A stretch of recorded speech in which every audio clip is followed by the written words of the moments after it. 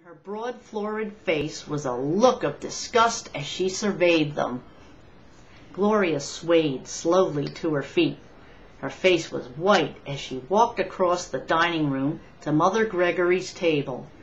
She was afraid of this major domo of a woman, and Mother Gregory knew it. "Come into the dressing room with me," she said sharply. "I want to talk to you a minute or two."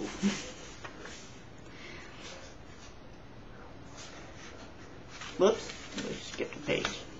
She gripped Gloria above the elbow and steered her out into the woman's restroom. May Seymour winked at Gloria as they passed. Gloria began to powder her nose before the mirror to gain a moment's time to gather her wits. "Sit down," Mother Gregory said, and Gloria sat. "Now then," Dick's mother said in her powerful voice, "what in the world are you doing down here with that woman who is the talk of the town? Have you lost your senses?" "How do you mean, talk of the town?" Gloria asked weakly. Mother Gregory snorted. "You know as well as I do that her affair with Jim Carew is common talk everywhere," she said. "And here I find you sitting with them where everybody can see you. And another thing, young woman, I sent Maggie over to your house to show you how to cook and take care of the home Dick's given you, not to leave you free to gallivant all over town with your queer friends. If that's what Maggie's there for, you can have her back, and I'll get a maid of my own," Gloria cried. Her fear of Dick's mother was blotted out by her sudden anger. "If you think I'm going to be a scrubbing brush for your precious son, you're barking up the wrong tree. I'm not going to drudge for him or for anybody else," she cried. Tears of fury were in her voice. "He can perfectly afford to get me a cook, and I don't mean anything previous. I don't have work to do in his house. I can go out and earn my $25 any week in a year, and it won't be a dishwashing either." She rose and, returning to the dining room, gathered up her beaded bag and white gloves. Mother Gregory followed. She laid her jeweled hand on Gloria's arm. "Sit down a minute while I pay my check," she said gently, "and we'll leave together. There's no need to make a scene this way, is there?" Together they walked out of the crowded restaurant. Gloria had forgotten all about May Seymour. Outside in the street stood Mother Gregory's coupe. "Jump in," she said to Gloria. The girl hesitated. "I have a little shopping to do," she said. "Jump in," Mother Gregory repeated. "I'll drive you home. It's time you and I had a talk about things in general, and marriage in particular." She started the car. "Now, Gloria," she began, "just what is your idea of what you owe my son as his wife?" "What do I owe Dick?" she repeated in surprise.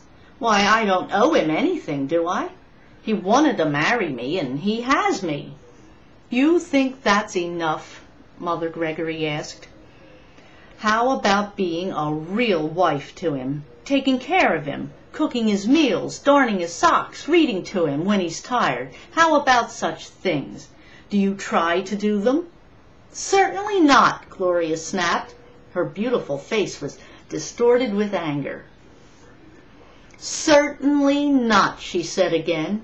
"I can't see where he makes life so terribly comfortable for me. Does he hire a maid for me when I ask him to? Not a chance. Does he leave me the car to use daytimes? No, indeed. He rolls downtown in it himself every morning, and I can walk. And what makes me so sore is that I know he can afford to keep a cook and an extra automobile." "That's where you're wrong," said Mother Gregory. "Dick is just starting his career. Lawyers don't suddenly make $1 million like inventors or promoters, you know. Dick has a long, hard road to hoe, and you must help him as I helped his father 30 years ago when Dick was just a baby." Mother Gregory smiled, her eyes full of memories. We had a tiny house then, she said, and I did every stroke of work in it myself, and took care of my baby besides. Her face became serious. By the way, my dear, have your babies early in your married life, she said. The younger a mother is, the more of a playmate she is for her children. Suddenly, Mother Gregory stopped. In the tilted mirror above the windshield of the car, she could see Gloria's face. It was smiling scornfully. I'm scarcely married, and you're beginning to talk of babies already, the girl said. Is that all women are for, to have babies?